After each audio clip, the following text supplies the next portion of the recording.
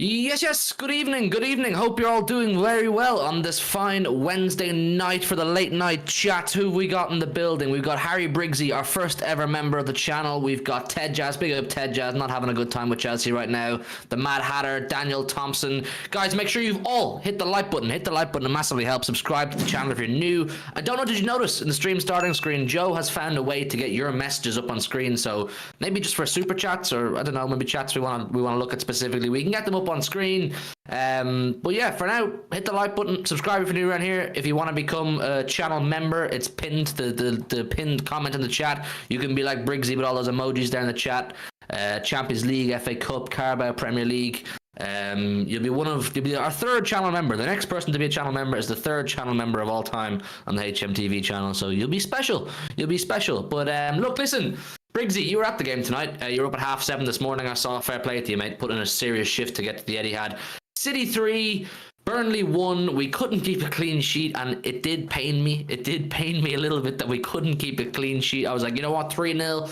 Pull it up, call it off. It's done. Happy days. We'll go home. De Bruyne has got his assist.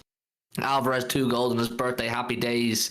Clean sheet, man. I just wanted a clean sheet. But before we get into the ins and outs of it, Joe, look, we're 8 wins on the bounce in all competitions. That includes the Club World Cup and FA Cup. So we're on a roll. We really are on a roll. Granted, the opposition we've played against haven't been any elite opposition just yet, but things are going all right. They haven't been elite unless you class Tottenham as elite, which, are they really elite? They're elite when they play us, because they always beat us. But, you know, of course, the table's turned this time. But you are right when you look at the fixtures. I mean, you can only play what's in front of you. That's what I always say. You know, everybody plays the same teams in the Premier League twice, play each other twice. Like, it just so happens this run of games for us is slightly more favourable, maybe. But I mean, winning these games was, when you look back maybe even just a month and a half ago, we were drawing these games. Palace. You know, them types of games. We were drawing those games a month and a half ago.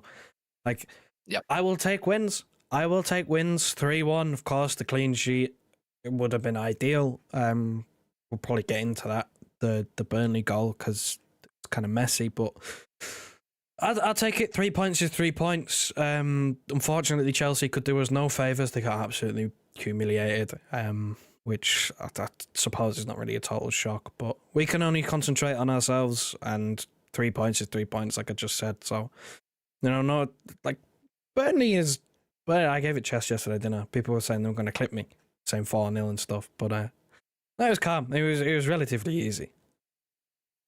Let's have a look at the performance, or chat about the performance, because we never really had to get out of second gear. Like, it was proper cruise control. Now look, I do think, if I'm being hyper cynical, that a better team might have caused us a few problems in the second half, because we definitely took our foot off the gas. But in the first half, I thought we were absolutely excellent, and I want to start off by chatting about the man of the match, and he was undoubtedly my man of the match, which was Matheus Nunes. Absolutely class. But I have to address the super chat first. Second City Saint. Get it up on screen, Joe. Get it up on screen, man. Second City Saint with a big donation, man. Massively appreciate you. He says, if Liverpool beat Arsenal this Sunday, we might be in trouble. They only need a draw at Anfield when they face us. If they win the rest, they are champions. Liverpool are a bit of a scary prospect at the minute, Second City Saint. I watched the second half of their game tonight, and you can tell the vibes at Anfield right now are raucous. Like, they are going to do everything they can to get Jurgen Klopp another Premier League before he leaves. We do kind of need Arsenal to do us a favour this Sunday, Joe, don't we? Because, I don't know. It's hard to see Liverpool dropping points at the minute. Yeah, I mean, what I liken it to, the situation that Liverpool is at the moment, is, remember last season when those charges came out and the atmosphere just boosted by about 10 times and everybody was behind the club, and it just became this sort of fanfare, this, you know, everybody was behind the club. That's sort of what Liverpool are going through at the moment, which is terrifying me, because Klopp this season has done the same thing that Pep did, same thing Arteta did, and he's criticised his home support at the lack of noise at home venues. But I mean, I switched on at half time in the City game, and of course, full time when our game was over, I switched back onto it, and Anfield was loud. Like, it was loud. They were singing Klopp's name. Like, they are so behind their team that it's scary. I mean, I hope Arsenal can do us a favour. It's mad that because Arsenal aren't completely out of the title race themselves yet. So, like, saying, can Arsenal do us a favour is really saying something, because Liverpool they look unbeatable at the moment. But I don't know, I guess we'll have to see, because I'm still kind of hoping, praying, trying to do magical rain dances and, breathe into existence this whole Thursday, Sunday schedule that Liverpool are going to have. If that keeps up for them, will that potentially be a stumbling block? I hope so. I really hope so, because, they don't look like they're going to lose anytime soon. They've got that siege mentality, and I was reading people on Twitter talking about the title race, and I think our game at Anfield, second City Saint, is going to be a potential league decider. That game at Anfield is now probably the most we've had to win at Anfield ever, because if you look at our title run-ins with Liverpool, we've always played them in the Etihad second. We played them in the Etihad towards the end of the season. 18, 19 and 2021, we played them towards the end of the season, where we could either catch them by getting points on them or else maintain our lead. This time we've got to go to Anfield, a place that for me is even more scary than Tottenham away has been for recent years. So I agree with you, second City Saint. I agree with you. We may need Arsenal to do us a bit of a favour, just to give us a bit of comfort, but it's still very early days to be proper stressed about it. It's still early days to be proper stressed about it. But listen, second City Saint, or first City Saint, I call you on City Extra because you're a legend. Thank you so much for the super chat. Guys, hit the like button, man. The goal is always 50, and subscribe if you're new around here. And there's a link to become a channel member in the pinned comment if you want to help us and support us for $3.99 a month. The option is there to do so. Anyway, back to City. Matheus Nunes, I was really, really impressed with tonight. The commentators, Robbie Savage, commentator. Briggsy, you wouldn't have heard the commentary because you're at the game. Even he was praising, and it takes a lot for him to praise Manchester City, but he was really impressed with Matheus Nunes. He gave him man of the match. His driving with the ball, his creativity, his open box-to-box play was fantastic. I'm really, really excited, and he's added another chink to our armor, if that makes sense. He's added another tool to our toolbox. He's definitely a different option to what we have. He's totally different to Alvarez in midfield, Kovacic in midfield, De Bruyne, Foden. He's a very different type of player, and he's deceptively quick, I noticed tonight for the first time ever. His acceleration is actually much more, it's faster than I probably thought. Players of his kind of build, you would think usually might take them a few yards to build up into full pace, but he's able to go from 0 to 100 really quickly. What did we make of Matheus Nunes tonight, chat? And Joe, of course, too. I thought he was really, really good. I mean, he was my man of the match. I'm surprised Robbie Savage did give it, because Alvarez scored 2 goals. And normally 2 goals is enough for you to get man of the match. But I was really surprised, and I thought it was well deserved. I'm not going to lie, when I saw the team, I didn't expect Foden to be in midfield if De Bruyne was going to start, because Pep spoke about it in his press conference, saying that when there's a team playing a back five, that they can do that. But when a team's maybe going to go more toe-to-toe and you need an extra body in the midfield, then you've got to rethink it. And I think that was the thought process today. Was Burnley usually try and go for teams, play a sort of trying to match teams. It's not really worked for them this season, but they try and have a go. So Foden on the wing, I kind of expected if De Bruyne was going to start, which he did. But I was very surprised to see it was Nunes, because Kovacic has got the nod recently. And, I mean, if we just go back to Tottenham, Kovacic was probably one of our better players on the pitch there. Like, he put in a really good point. Yeah, you got to feel bad for Kovacic for how well he played against Spurs. Like, he was class against Spurs and then came on for the last 4 minutes tonight. Like, you'd feel hard done by. And naturally as well, because, that was probably one of his, if not his best performance that he's had for us so far, Kovacic against Tottenham. And then Nunes gets to start today. And then that's probably one of the better performances he's ever had for us. Again, it's not a great sample size for either of them, because they've both been in and out of the team. They've both had injuries. But, I don't know, it's we've gone from that period. Do you remember that period? The main one was Aston Villa, where we went in today with a midfield three of Rico Lewis, a right back, John Stones, centre back, Julian Alvarez, striker. And that was our midfield three against Aston Villa away. And now we almost have this plethora of options where we have Kovacic, who's, he's coming into form. Nunes as well, he's showing what he's got. Foden's been a revelation in midfield. Kevin De Bruyne is back and fit and ready to start games of football. Like, it's almost like it makes you think, do we need a sign-in? I mean, I hope that's not what the board are thinking, because it's still quite like an extra body in there, but we've got options. We've got different options as well. I think Nunes is a completely different option when you look at what he's good at. What he's not good at is arguably what everybody else is good at. When you look at his first touch, he's maybe slightly off at times, and his passing, his way to pass probably isn't there when you look at Foden and De Bruyne. The final ball. Yeah, the final ball is probably the biggest one there. But in terms of ball carrying, in terms of, like you said, he's deceptively quick. In terms of being a body in midfield, he's big. He's big and he's quick. Like, that's two things that you can't coach. You can't coach speed, and you can't coach someone to be tall. So he's got a lot about him. I'm excited. I'm very excited about him. Get up Briggsy's message there. He says, I've slated Nunes since his debut, and when I once said to you his debut, he settled in well that day. However, inconsistency since then, in my opinion. However, tonight he was solid. Want him to build on tonight. But look, the thing with Nunes is, Briggsy, he was never going to come in from Wolves to Manchester City and be up there with our best players, if that makes sense. He was always going to take a while to settle in, but the main thing from Nunes I wanted to see was that he could come in and offer something, not just ghost or kind of just fit in okay. Like, I wanted him to come in and offer something, because we knew he was a very good player at Wolves, rated very highly. We had tracked him before, or we scouted him before when he was at Sporting Lisbon. So I'm just happy that we've seen from Nunes that what he can do, and now, like the word you said is inconsistencies, we need him to do this consistently. If he wants to go from being a player that we're all going, wow, he's got a bit of something about him, to he's a main person in our team, he needs to do these kind of performances consistently. I think Joe's right. He's definitely going to work on his final ball. Now, of course, look, his assist tonight for Alvarez, was it Alvarez's? It was Alvarez's first goal, was absolutely class. That whole passage of play from Matheus Nunes was absolutely top class. Now, look, you can say, oh, it's only against Burnley at home. It is what it is. He did it against who he had to do it against. He was given the opportunity tonight off the back of Kovacic absolutely smashing it. If Nunes didn't put in a good performance tonight, there was always the risk then in Pep's mind that Nunes would just fall down the pecking order and Kovacic would be elevated and be given the next opportunity.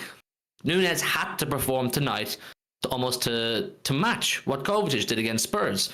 The whole passage of play, the quick acceleration down sort of the right-hand side, that right-hand channel, turns back, composed himself. Instead of playing a safe pass back or lashing it into the kind of 6-yard box and hoping for the best, he perfectly picks the ball, perfect cross onto the plate of Julian Alvarez, who's able to head it home, and he finishes it nicely as well. I was very impressed with that from Matheus Nunes, but that's the level that we need from Matheus Nunes consistently, because then if you compare similar passages of play he had in the second half, where he was running with the ball for a lot of yards, he covered a lot of ground with the ball and he was shaking off players, great. But then that final pass he tried to make once or twice, he might be able to improve on, or the timing of. But overall, look, I'm really, really happy with Matheus Nunes. I thought his overall performance, you can't ask for much more from a guy who doesn't play for us week in, week out. He's still got a point to prove to Pep Guardiola. And when you're trying to prove a point to Pep Guardiola, it's not something you can do in one game. It's something you have to do over the multiple opportunities you're given. You have to, first of all, get your opportunity off Pep. He's got to play you. You got to take that for Pep to go, right, in a few weeks or in a couple of games, I'm going to give him another opportunity. How does he take that? You got to go and take it. So, look, credit to him, Joe. I want to see more of him. We got Brentford on Monday. Fuck knows who Pep's going to go with. You just don't know. Kovacic and Nunes, either of them may not play at all. It's really hard to predict, isn't it? I mean, it'd be typical Pep, wouldn't it? You have two of your new signings in midfield come and drop masterclasses in back-to-back games. What happens for Brentford? Both of them are on the bench. Bernardo Silva comes back in. We're ready. I'm ready for it. I'm so ready for neither of them to play or neither of them to start against Brentford. I'm expecting it at this point. It's Pep all over. Like you mentioned about getting your opportunities. He's had his opportunity, he's taken it. What's Pep Guardiola's natural reaction usually to a player who's maybe not in favour or doesn't really get too many opportunities? Well, they probably don't play for 2 games. I'm expecting it. I hope I'm wrong. I think possibly Nunes. It's a hard one to call against Brentford because I think in terms of the physical side, we know Brentford rely a lot on set pieces and physicality. I reckon Nunes is a good fit for that because, again, he's very big, he's very quick. But, you know, if they try to press us, like I just said, his final ball and his passing and his first touch isn't as good as someone like Kovacic. It's not like a bad mark on Nunes because that's what Kovacic was brought in for. That's what he's good at.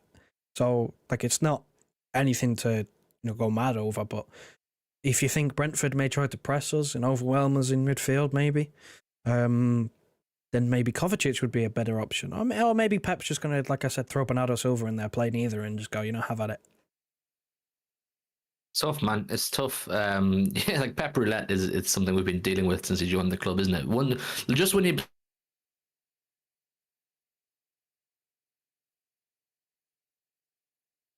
likes off 25 50. I know it's a slightly later stream tonight, so we might not have the same numbers as always, but yeah, hit the like button if you haven't done so already, and subscribe if you're new around here. Brendan says, I thought the pace of Kovacic's game was a lot better against Spurs. I thought his energy and his tenacity was a lot better, and his general control of the midfield was a lot better.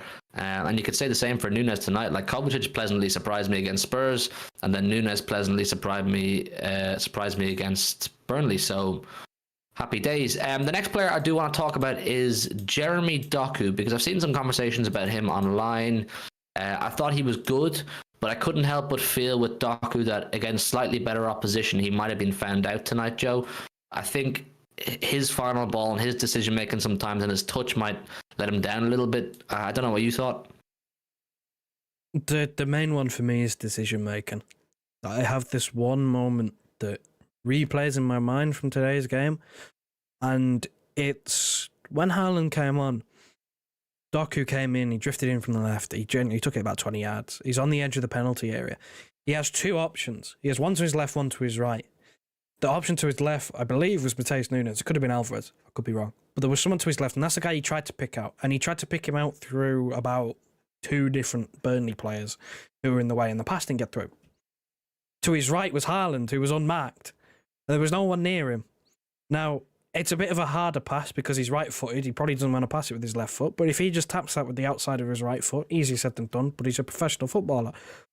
Simple pass to Haaland. He's away. Right-hand side, there's not a Burnley player within 5 yards of him. It's decision-making. I don't want to go in too hard. Sorry, go on. I don't want to go in too hard because he's still young. That's the point I'm trying. Like, he's still young. He's still learning. Still developing. Pep's going to have his way. I do want to touch on a positive thing, and that's his work rate. I thought today his work rate was much better in terms of his running back defensively, recovering balls over the top. It's something that Pep had to go at him against Tottenham for doing that. When he lost the ball and he had to shout at him to run and help press. And I thought Doku's defensive work rate was better today. But like, his decision making, considering he's a final third player, he's an impact player, he needs to refine his decision making. That's something that needs to happen. Joe, I'm going to drop out for 1 second to sort out a technical difficulty. Chat to the chat for 1 sec. Chat to the chat. Okay. Yeah, I don't know, man. With Doku, that moment with Haaland is the one that sticks out for me, where he could just play it 5 yards to his right, and Haaland's away and he could have scored. You never know. I think his first touch is okay. Like, in the first half, he had the beating of his fullback. He got to the byline multiple times. I just think his overall decision-making is just over to me, innit? I just think his overall decision-making is slightly poor. Again, he's young. He'll learn. I trust Pep to drill it into him what he needs to do. He's, 22? So, it is what it is. Like, it's learning process. I still don't think he's done enough to permanently overtake Jack Grealish in the pecking order. I don't think he's done enough to do that, but I don't know. We're back, yeah? Am I good? Are we back? Are you back? Should be back. Can you hear me, yeah? I can hear you. You got anything you want to say? Sorry. I just had a sort of technical issue there. My microphone was disconnecting, so I'm back.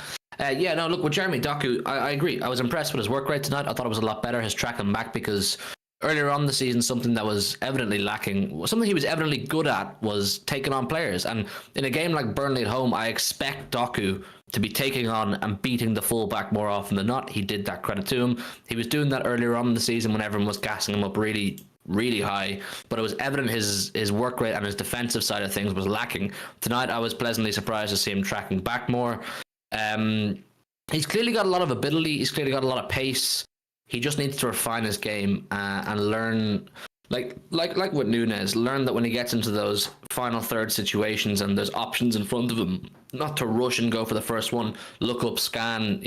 Pick out the best option and try and make something happen, because his touch might let him down a little bit and his decision making might let him down a little bit, but it is what it is. I'm not gonna go in on him too much, the same way I was never gonna praise him too much. Like at the start of the season, I remember on the Big Six show, Grizz was saying to me that Doku is the best winger in European football at the time and all this kind of stuff, and I was like, whoa, let's chill out for a sec. He's only new. He'd only played like 4 or 5 games at the time. He's really young. Like, he's 21, I think, which is so young. We needed to chill out, and I'm going to chill out now too. So it's a good experience for him tonight. It's a good experience for him, but I still think in the bigger games, like going to Anfield, Joe, you need Jack Grealish. Oh, absolutely. I just said then when you came back, I don't think Doku was done nearly enough to overtake Grealish in the pecking order, especially for big games. Like, not a chance. When you go to Anfield, Grealish first name on a team sheet for me. When you're picking players, big games, hostile atmospheres where you're not going to have it your own way. You're not going to have all the ball and dominate. Like, I get the Doku decision today because we were going to have most of the ball. Burnley were more than likely going to do very little going forward and leave big gaps at the back. Because again, like I said, they try and go for games. All credit to them, but it's quite silly because they got found out in behind multiple times. But like, I understand the Doku decision for today for that reason, but when it comes to Anfield, those big away games, when the Champions League kicks off, Jack Grealish for me, all day. Yeah, because Jack Grealish knows how to control a game and he knows what decisions to make, even though his decisions may not be the ones you want as fans, because it may not get you off your seat as much as Doku will. But in terms of the overall style of play that Pep Guardiola insists we play, which is retain the ball, keep passing, overloads, Jack Grealish is so important to that. Bob is better than Doku. Big fan of Oscar Bob Pele. Big fan of Oscar Bob. I want to chat. P-Dubs in the chat says, yes, Alvarez ghosted against Spurs. He's just not a 10. I want to chat about Alvarez because he's a bit of an enigma to me, if that makes sense. He took his goals tonight very well. Particularly the second one I thought was absolutely class. The assist from Kevin De Bruyne. Kevin De Bruyne is just an absolute genius of the highest order. And Alvarez took the finish very, very well. Caught the Burnley defence off guard. They weren't expecting that at all. But he does have a tendency to go missing in games. I remember late on in the second half, he went over to take a corner on the left-hand side, and I didn't realise he was on the pitch. I didn't realise he was on the pitch. He has a habit when he's not number 9 to go missing a bit.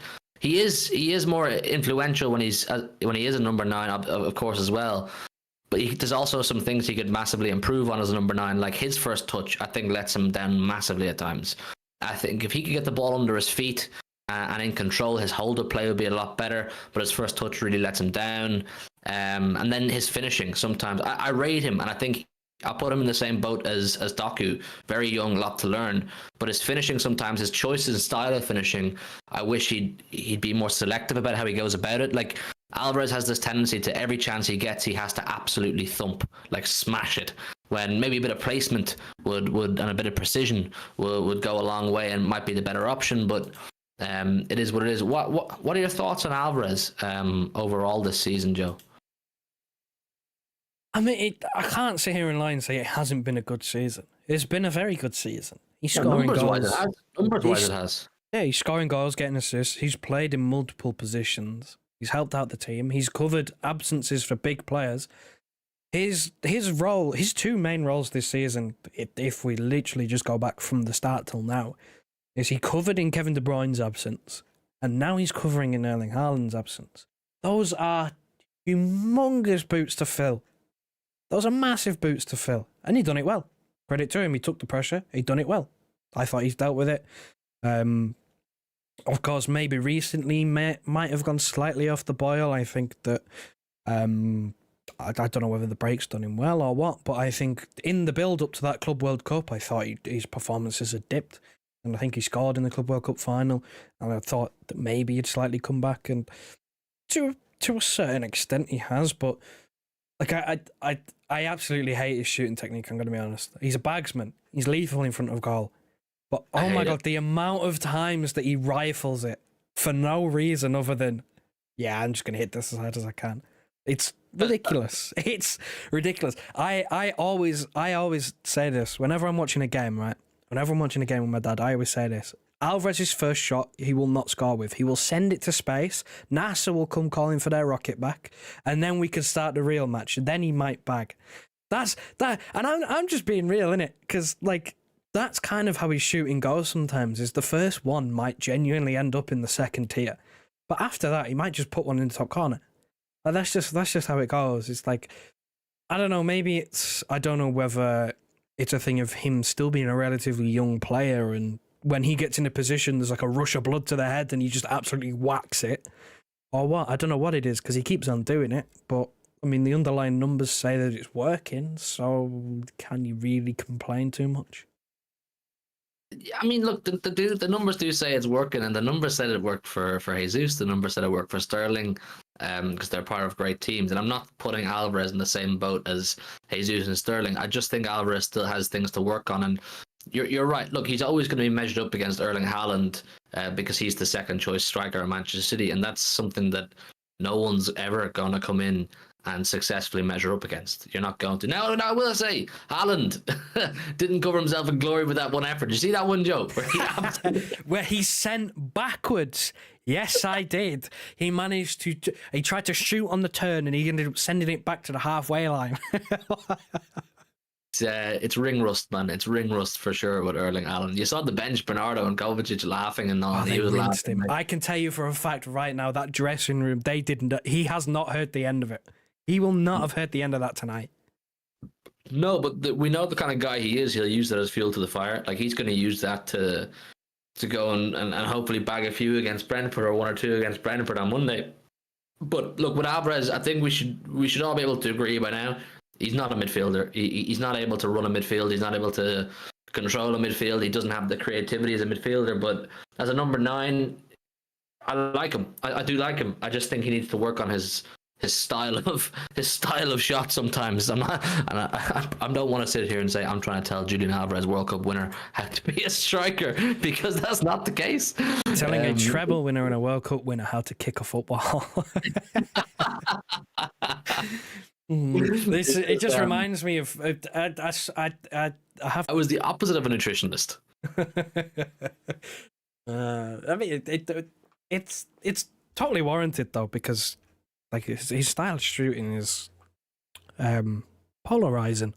I guess is the word. It's sort of sometimes it's like he's rifled it into the roof of the net and it looks great because like the ball looks like it's genuinely about to rip a hole in the net. But then sometimes he clears the crossbar and it's like, yeah, not so good.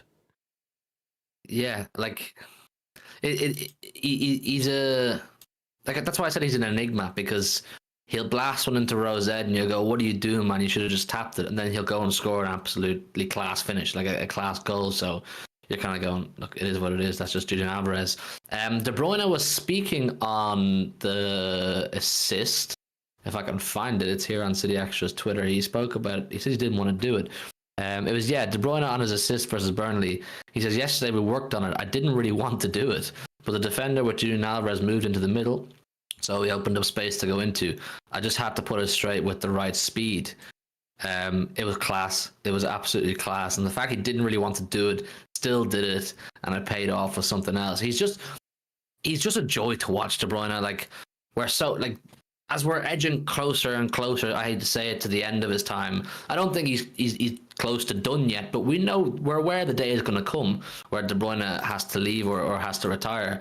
I was just sitting there tonight going, wow, we are so blessed to watch this guy, man. The way he sees football, the way he views the pitch, and the way he orchestrates it's just unbelievable. Some of his flicks, some of his passing, some of his decision making is just top tier. Like, wow, man, what a guy, Joe, Kevin De Bruyne. I think I saw a Saeed tweet when he got his assist, and he basically said, no. He basically said that, like, that's just pure footballing intelligence, and it is. Like, it doesn't matter in terms of like his effect on the game, his ability, regardless of whether any of that slows, he still has the footballing intelligence. Like, that's just a high IQ. I mean, like, to pick that out, like, it's nothing to do with ability. It's just how he reads the game. Like, the fact that he said he doesn't want to do it as well surprises me, because I saw this massive hole in the right slap bang in the centre of the box, and I'm thinking, what are Burnley doing? What are Burnley doing? There's a massive hole. There's literally a straight line towards the goal. There goes the ball, 2-0. I was genuinely in awe of like how bad the defending was for one, but like it caught me by surprise because I wasn't expecting it. Burnley loaded up on our tall players. They all went to the left, which is where, you know, Rodri and all the centre halves, they, you know, grouped up towards the left on the edge of the box because they were just, I think the plan was to just put it in an area and they'd just run in and see what happens, which is normally just what happens for free kicks because our set pieces are known to be 50-50, if I'm being kind. But yeah, it caught me by surprise. I don't know why Burnley left that space, but credit to Alvarez, he read it, and De Bruyne was on the same wavelength. And then you talk about the weight of the pass. Perfect. Keeper can't get it, defender can't get it, Alvarez can. All he's got to do is stick in the back of the net. Like, that's inch perfect. It's a much harder thing to do than it looks. Like the precision of the placement and the weight of the ball that De Bruyne played. But from a Burnley perspective, that it's crap defending. It's really it's championship level defending because look, most people standing over that free kick will be looking at the cluster of players, saying, "I'm going to put it into that area of uncertainty. Hope one of my players gets ahead on it, and you know it ends up the back of the net by hook or by crook."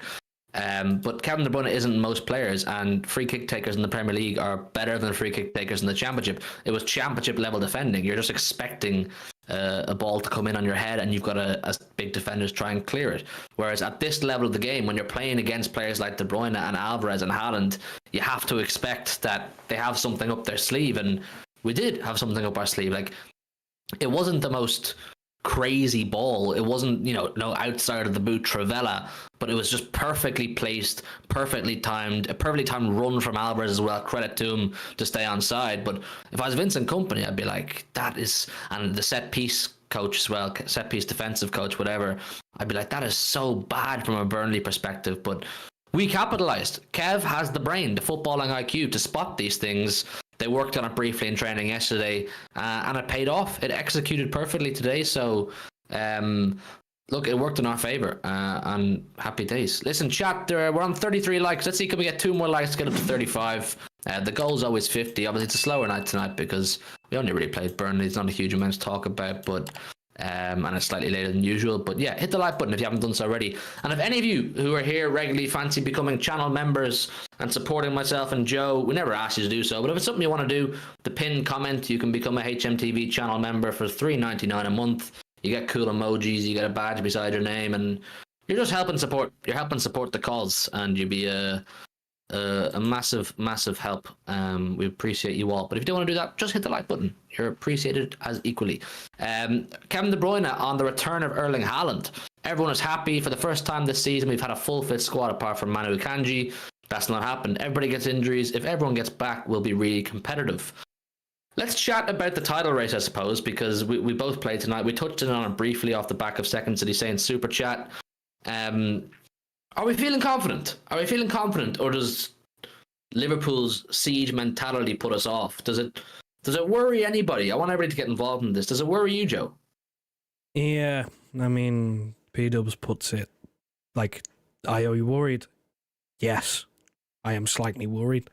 I'm not going to sugarcoat it. Like, I'm not worried to the point of where I think it's the end of the world, or that it's an insurmountable gap, or anything of that nature. But I'm not going to sit here and be all cool, calm, and collected and go, nothing to worry about. It's fine. It's not like, name me, apart from Arsenal at the weekend, Name me a Liverpool fixture that you genuinely think they might not win. That they might not win. That they might even draw. That they might even get a draw and drop 2 points. Do they have any? Or are they on a similar run as us, where they have winnable games? I haven't looked at the fixtures. Brentford away. Do you really Forest expect... away. Forest away. They took points off Liverpool last season at the City Ground, and Forest are decent at home. Are you really that confident, though, with the way Liverpool are playing? Would you hang your hat on it? No, I wouldn't hang my hat on it, but it's a potential chance. Goodison Park, March 16th. Maybe. Depends how much siege mentality Everton have left, because they've been going on an absolutely rotten run. Do they get deducted more points and crumble? Or do they get deducted more points and come together again? Or do they get deducted no more points and just carry on business as usual? Obviously, they're in a relegation fight now. They've just dipped into the bottom 3 because Luton won yesterday.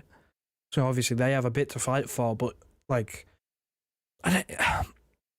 Merseyside derbies recently, barring the one that I can remember a few years ago at Anfield that Everton managed to win, I believe there was no fans in the ground, it's usually been sort of level pegging, sort of even game draws, or Liverpool have absolutely run away with it and, wiped the floor with them. Personally, I don't see it. I really don't see a match other than Arsenal doing us a favour. You mentioned, anything can happen in football, but nah. I don't know where they next drop points. I really don't. It's hard to tell. They're in the groove. It's so hard to pinpoint where they could next drop off.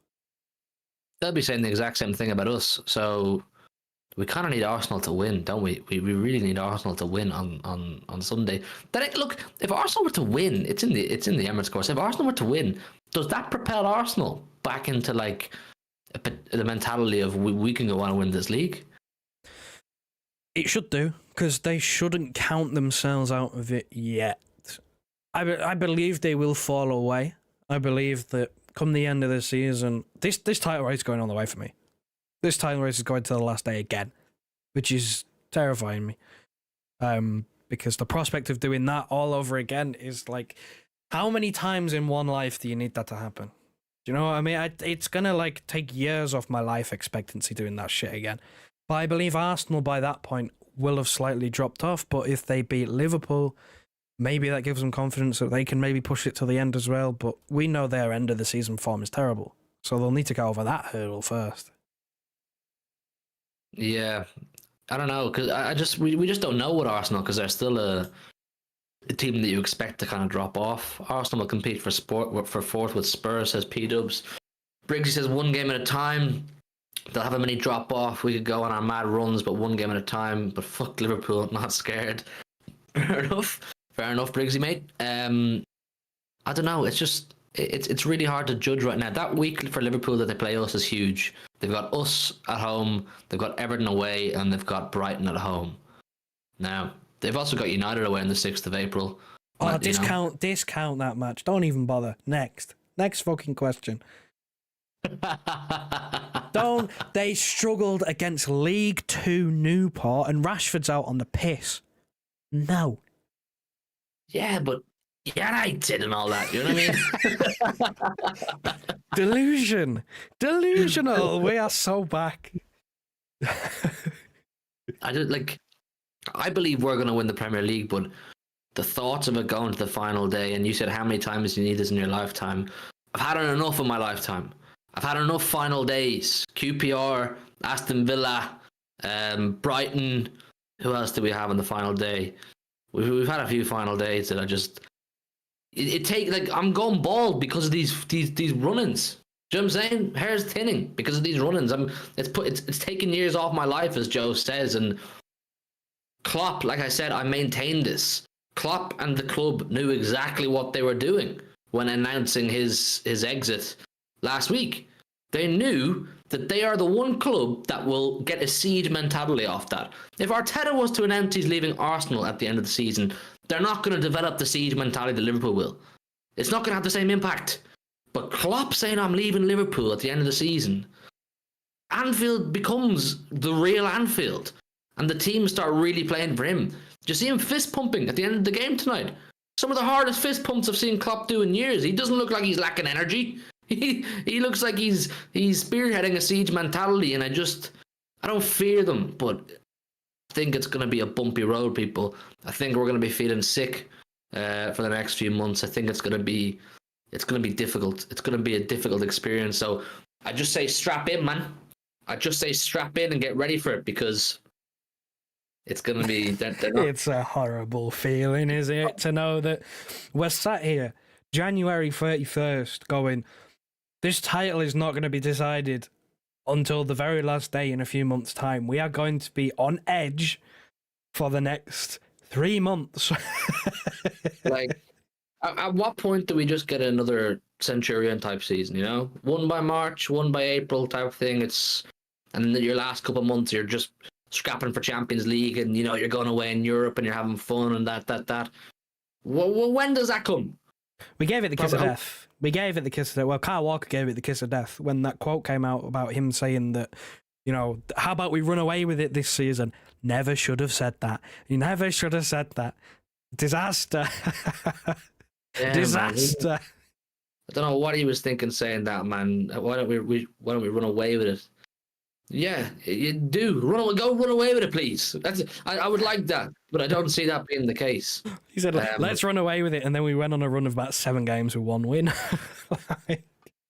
It's just good. Like, at least with Arsenal, when they were winning non-stop last season, up until around this time last season, wasn't it? Or even a bit later again, you still had a sense they were going to have a drop-off, didn't you? You still had you kind of felt they're going to have a mini drop-off, and it's how they deal with that. With Liverpool, it's hard to forecast a mini fall-off. Do you know what I'm saying? Yeah, because they haven't really had one when they were in a title race. We know they've pushed it to the final day, so they're more than capable of doing it again. With Arsenal, we all knew they were going to drop off because they'd never been in the situation before. So it was a little bit different. Like, the only drop-offs that Klopp has had have been, like, full season drop-offs. Like, with the whole season has been a write-off 2 months in where they get a big injury or something and they end up, you know, dropping points. Like, those 2 seasons where, you know, Van Dijk had his injury and, you know, last season where they just, you know, they missed out on top 4. Like, those are whole season fall-offs. When it comes to battling for a league title, they've not had... I know they gave up, an 8-point lead to us in 18-19? But that was, like, as bad as it got. And even then, it was only, 3 games that they drew. I mean, Liverpool have only lost 1 game this season. And they shouldn't have lost it, by the way. Because they should be invincible, because that Tottenham stuff was... I mean, at the time, it was a joke. So they should be invincible. Although, saying that, we had a goal disallowed against them, that Ruben Diaz goal that should have stood. So we should have beaten them. Yeah, I mean, and they've got Salah coming back. Robertson came back tonight. Trent was back tonight. They're feeling themselves, Liverpool. They're feeling themselves, 100%. We're 4 likes off 40 people. The goal was always 50. I don't know if we're going to hit 50 by the time we close the stream tonight. But if you haven't done so, hit the like button, subscribe if you're new around here, and if you want to become a channel member, it's in the pinned comment. You can help support and become a HMTV channel member. You'd be massively, massively appreciated. I think it's $3.99 a month, which is, I think, a pretty good price, and you get all the cool emojis and all that shit. So, yeah, get on that if you want, but hit the like button anyway. Huey, Matheus needs to be humbled. Where was Cole Palmer today? Bro, Chelsea are an absolute disgrace. They are an absolute... I said in the Big Six group chat tonight, I said, there's not one player in that Chelsea squad I'd even consider having in Manchester City in our squad. There's not one. For all the money they've spent, it's actually scary how bad they are. Like, that Sterling-Mudryk partnership on the wings, poo. Absolute poo, mate. It stinks. Let's come with the cold, hard facts here and the realities. Raheem Sterling, his time at Manchester City, appreciate you, brother. You slammed it. Sterling without Pep, you suck. You suck ass. Sterling, since arriving at Chelsea, has been abysmal in what should have been his prime years. He's 28, 29, 30 kind of period? He should be absolutely class. He should be purring at his best leadership, and he stinks. Absolutely stinks. Him and Mudryk are hard to watch. Enzo Fernandez is a fraud, an actual fraud of the highest order. I'm just going to say it how it is, because I'm so sick of Chelsea now. I'm sick of them. I'm bored of them. They lose every week, and they go, oh, but we're inexperienced and we're young and they need better coaching. No, the players are frauds. They're shit.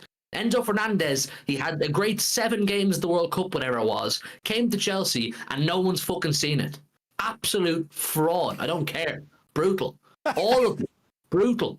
Brutal club, brutal team. Pochettino's a fraud as well. Absolute fraud. Oh, he's great with young players. He's going to coach them properly. Donut.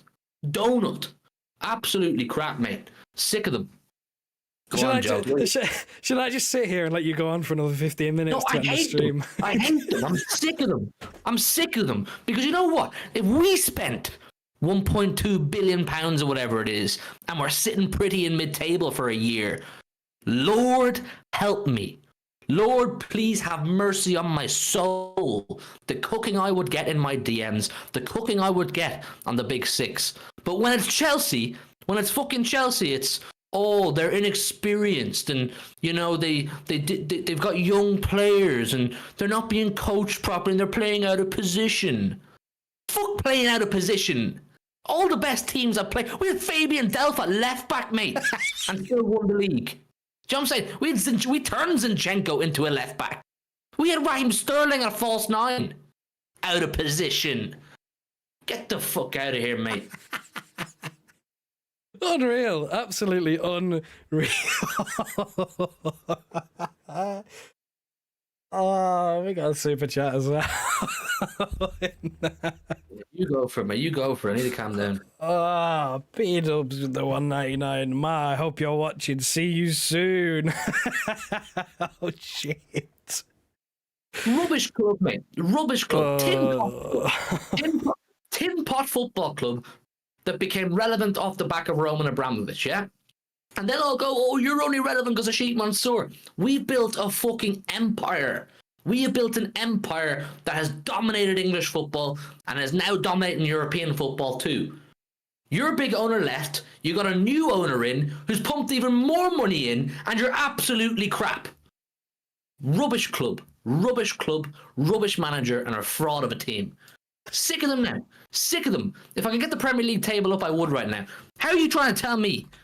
How are you trying to tell me that a team that has had 1.2 billion pumped into them is currently sitting in 10th, and has been for the guts of a year? Golf out of here, mate. Absolute embarrassment. And I watched them tonight. I don't even watch them anymore because they're just crap. They're hard to watch. You know when they're telling you cold Palmer and he's the best thing since sliced bread, there's a problem. Because he's a good player, Palmer. But he's by no means warranting the name Cold Palmer. I don't watch them anymore. But I watched them tonight, and look, yeah, it's Anfield, fair enough. It's a tough place to go. But fuck me, they were difficult to watch. Wow, they were bad to watch. Do you know what? This is really depressing hearing all of this, because then I just go back to the 4-4 draw, and it's like, how the fuck did we manage that? They are shit. They are so bad.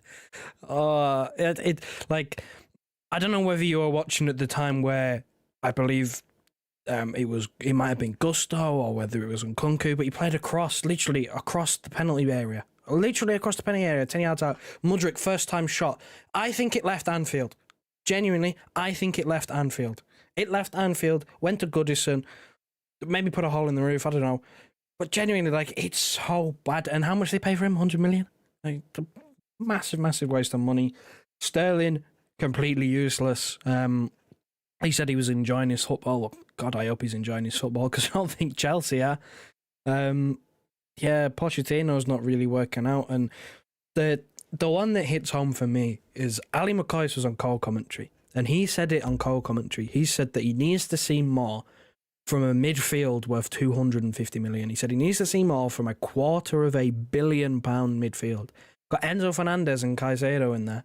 And he said he needs to see more, and he's been saying that all season. That's kind of how it hits home for Chelsea, really. They've spent $1 billion. A quarter of that is on their midfield pivot, and you've still got people saying, well, what are they actually doing? Like, are they any good, or are they not? You can't say I need to see more from the midfield. Go and fucking coach them, Pochettino. Go and coach the team you want to see more from. Chelsea have players in their squad. I don't even know who they are. Who is Dujuan Richards? Who's David Washington? Who's Diego Moreira? Who are these guys? David Washington is an auto-generated American name. I'm not having it. Who's Andre Santos? Who's Cassidy? I know he came on tonight, but who is he? Who's who are these people that they're spending money on? That's a big one, isn't it? That's the one that they get hit with all the time. You spent $1 billion, and who is this player? Who is this player? Like, who are these players? Who's Leslie Ugochukwu? Who is he? Where are they finding these guys? And why are they spending so much money on them? Who is signing the checks at Chelsea Football Club? Honestly, how are you signing off fees on these people? And then they turn up and they're rubbish. Anyways, it's enough for Chelsea for one night. I'm not giving them any more airtime. I'm sorry, I refuse. I'm not giving Chelsea any more airtime on this channel. Absolute waste of a club. Wasters. What else going on in the world? Chelsea and United are similar level exposed by United now. Tell you about fucking Manchester United for a sec. Who's it? P-Dubs. They're an absolute piss take as well. See the way they've handled that Marcus Rashford situation? Embarrassing. Absolute embarrassment of a football club, yeah? The main man, the talisman, the poster boy. He's man born and bred, they say. The leader of Manchester United football, he gets it. He gets what it's like to be a Manchester United player. Is out in the piss 2 nights in a row in Belfast. Comes back, rings in sick for training. He's not arse training. He's got a hangover. And he gets a slap on the wrist and a 2-week wages fine. What? And they totally binned off Sancho just for saying he disagrees with the manager's comments. Wow, man. Joke of a club. Did you see all that shit, Joe? Of course I did. It's hard to miss when you have all these pictures and videos of Rashford out in Belfast, of all places. His team are playing in Wales in a few days. Why Belfast, of all places? That's one thing. Two, you can't be caught out in public like that. Everybody has a phone. You should be smarter than that. And then you go to the whole, he's reported in as ill. He's not ill. He's hungover. There's a difference. He's lying. And then Ten Hag's going on about it's an internal matter. Internal matter. That's what he said in his post-match press conference after Newport. He was asked, what can you say about this? Is it an internal matter? So what did he do? Internal matter. Like, that's all he had to say. He knows he done fucked up. And like you said, the biggest part of it for me is if that is any other player that isn't Rashford or one of his love childs, because he loves Anthony and Martinez, if that's any other player that he doesn't like, not one of his favourites, they're gone. They're gone. They're not at the club. They're not playing. They're training. What does Big Steve like to say? They're eating packed lunches in the car park. They're gone. Fruit shooting that. Yeah. If that's any other player, they're gone. You don't see them play for Man United again, but because it's Rashford, star boy, big money, the main man, Mank born and bred, like you said, gets away with it. He gets special treatment. They're a joke, man. They're a joke. Hungy says, but the treatment of Anthony and Greenwood should have already shown the hypocrisy of Ten Hag. Sancho should perform well at Dortmund and go in the summer. The Greenwood thing I won't get into because that's obviously a really, really hot topic. But the Sancho thing I agree with. It's total hypocrisy. They should have dealt with Rashford. They could have made a statement, and I don't mean a written statement. I mean they could have said a statement or made a statement publicly and set an example type thing of, what's his name, Radcliffe could have handled this. He could have been like, look, I'm here now. I'm running this ship now type thing. I won't allow for this level of bullshit to go on at Manchester United Football Club. If you're out in the piss for 2 nights and you ring in sick for training the next day because you're hungover, nah, you're in big trouble. That's a no-go for the boy who's meant to be the poster boy for Manchester United Football Club. Instead, they fine him 2 weeks' wages and say it's been dealt with internally. Wow, man. Wow. I'd feel aggrieved if I was Sancho. If I was Sancho looking at that, I'd be saying, now I'm definitely not going back. If there was any chance of him going back to Manchester United, I'd be sitting in Germany right now saying, I ain't going back there now. The way they've handled me in comparison to Marcus Rashford, for what? He's been rubbish. He's been rubbish for months, Marcus Rashford, as well. Absolutely crap. If you're going to punish him, now's the time to do it. While he's crap. Because at least, if you're worried about knocking an informed player out of form, you know, I somewhat get that. He's not even in fucking form. Punish him. Punish him. Imagine Roy Keane, Brian Robson, these kind of leaders, Manchester United back in the day. Imagine them seeing that. Raw. I'd love to hear Roy Keane's opinions on that, man. I love it, though. I love it. I find it hilarious. This shit show that is Manchester United Football Club. I find it absolutely hilarious. I love it. I'm here for it. We're 9 likes off 50. Maybe we will actually hit the 50 tonight before we shut shop for the evening. So hit the like button if you would. And if you want to be like Briggsy in the chat there, and Brax became a channel member last night as well. The pinned comment, hit that. You can become a channel member, become part of the HMTV community, good and proper.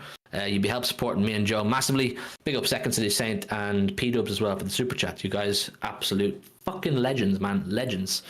But yeah, who else is a shit show at the minute? You got Chelsea, you got Manchester United, Barcelona. See Barcelona a shit show as well. Oh, massive shit show, and they have been for years. But now it's like shit has hit the fucking fan shit show. That's the level that we're at now. Yeah. I'm just glad that we're class and our club is run properly. Our club is run properly.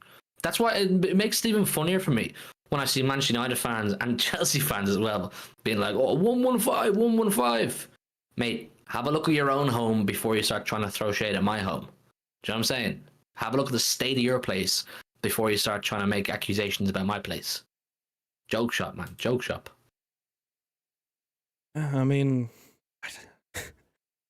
it's nothing new though, is it? Like, we know Barcelona have been a mess for ages. It's just need a 115 emoji. You know what? Yeah. Make a 115 emoji. If I don't know if I can add another one, I might have to either replace or wait. But I will make one. 115. I feel like it's warranted. Yeah, like, say 115 all you want, innocent till proven guilty.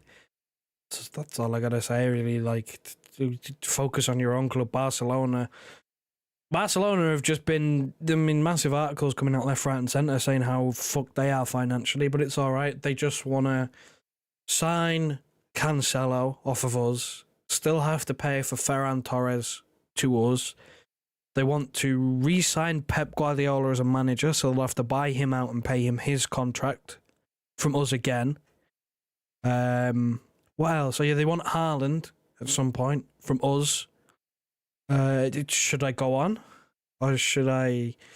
What do they think they are right now? Like, do they really believe internally, like deep down, if you speak to Joan Laporta and those running Barcelona Football Club right now, do they really believe they can pull off any of this?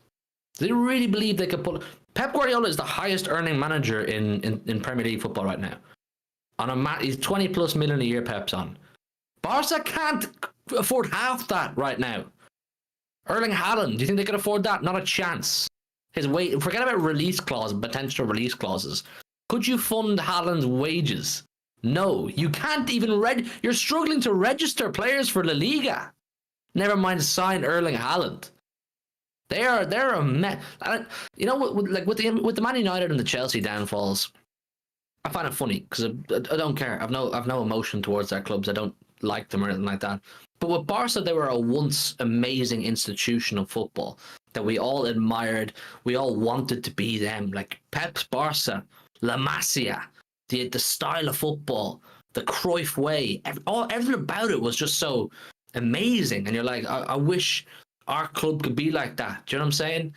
And to see the downfall where they're saying all our players are up for sale for the right price, registering Gundogan on the last day, couldn't register Aguero till the last day, still owe us money for Ferran Torres. You're like, wow, this is the Barcelona Football Club that we all once looked at and admired. And now they're a shit show, selling seats from the new camp, selling bricks from the new camp to try and raise money. Imagine, like, this is the Barcelona who, at one stage, they were so well run and doing so well that their main shirt sponsor was UNICEF for free. UNICEF, the charity, they did it for free out of class, and that was class. You said, wow, what a club. They're smashing it in Europe, they're smashing it domestically, they have an actual charity as their shirt sponsor. You're saying everything about them oozed class. Now Spotify Camp Nou and all this crap, everything, wow, just sad to see, man. Sad to It's see. all but- right though, because you can now get married on the pitch, take part of the pitch home, if you will, if that's Yeah. something that you want, and buy a chair, have a five-a-side game, all that jazz. I don't see any other club in world football offering those services. So, credit to Barcelona, revolutionary. Sell the grass, man. City should sign Pedri. City should sign Pedri. It's quite hard to say for some reason. I like Pedri. I like him, but he's been overused, isn't he? He's aged about 10 years in about 2 years. He has. Look at him, man. Look at his face. Every time he gets subbed off, I see a screenshot of him and he genuinely looks dead. Like, he looks so out of it. Like, he needs a break. He needs a break and probably a holiday far away from Barcelona. Poor kid, man. Poor kid needs to be managed better, or his career's gonna go down the shitter. Pep would look after Pedri, Hungy. Pep would look after and guide him in the right direction and not over spam him. But City Extra Christmas party live from Spotify Camp Nou. I don't think so. You probably could if you could afford however much it would cost, because you can actually rent out things like that, like dues. Get on to Freddie Pye, Briggsy. Get on to Freddie Pye. Tell him we want a Christmas party. Message boss, man, and say, listen, I got an idea. Briggsy has suggested we have next year's Christmas party in the Camp Nou. Help Barcelona out. Help make it so that they can finally pay us for Ferran Torres. Remember this, the Save the Bridge stuff at Chelsea? Save the Bridge when they're going bust. Save Barca. Go and have your Christmas party in the Camp Nou. Save the Spotify Camp Nou. Crazy, man. Crazy. That's ludicrous, by the way, that it's the Spotify Camp Nou and will forever, history will say when you go back it's Camp Nou. But when you look at the stadium, what venue is this played at? Oh, yeah, the Spotify Camp Nou. Horrible name. Horrible name. Like, it's... Look, I understand the whole naming rights thing to make money in that, but like, I know they're changing the stadium where it's getting rebuilt, so it's not the original Camp Nou anymore, but Barcelona's stadium is always just like it's the Camp Nou. Nothing. It's just an institution. It's an iconic ground, and for it to be degraded like that, to be called the Spotify Camp Nou, is just a bit, doesn't sit well with me, because like I said, I grew up loving Barcelona Football Club. Never supported them or became a fan, but I loved their whole ethos. I loved the way they ran things. I loved everything about them. I thought they were so admirable. And at that point, I was like, I'd love City to be like that someday. And now look at us. Look at us now. We are like that. But look, I think we'll wrap it up there. I got to get to bed, man. It's nearly midnight here in the UK. I know it was a slightly later stream after the City game tonight and that, Liverpool-Chelsea. We're on 41 likes. I'd say we could hit 50 if you guys are watching and playback, or anybody in the chat hasn't hit the like button. We could probably hit 50 this evening at some point. And subscribe if you're new around here. We will go live tomorrow night. Tomorrow's Thursday. There's no big 6 till Friday. So we'll be back at the usual time of 10:30 tomorrow night, myself and Joe, to chat about whatever. We'll think of something to chat about during the day. So turn on the notification bell so you don't miss when we go live. And as always, if any of you want to become a channel member, you're massively supporting us, myself and Joe, paying the bills and that. There's a link in the chat now, $3.99. You get a nice badge beside your name like Briggsy there, and you get a little badge, or you get your name in green, and access to emojis and that. So it's a pretty cool thing, and you're helping us out if anybody wants to do that. But yeah, until then, 10:30 tomorrow. We'll see you then. Good night and God bless. Wrap her up, Joey Boy. Listen to your heart, tell me who you wanna be. We can always start to believe. Listen to your heart, tell me that you understand, 'cause you are the one for me.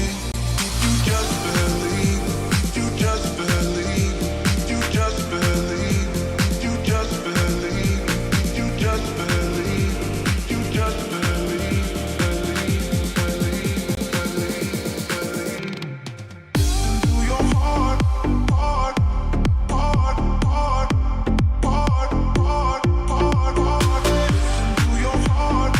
heart,